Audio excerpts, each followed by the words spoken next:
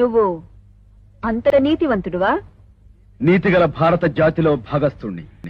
సరే, పోలీసు కాకి బట్టలు ఎందుకు వేస్తాడు? కాకి బట్టల్లాగే రక్షక భటుడి గుండె కూడా కరుకుగా ఉండాలి గనుక.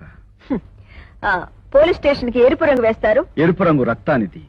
రక్తం చిందించైనా రక్షణ కల్పిస్తామని హామీ ఇచ్చేందుకు. పోలీసుల దగ్గర తూపుకుంటుంది ఆత్మరక్షణ కోసం అని నేను సమాధానం చెప్పను. ఈ జాబుకు నువ్వు సెలెక్ట్ అవుతావా లేదా?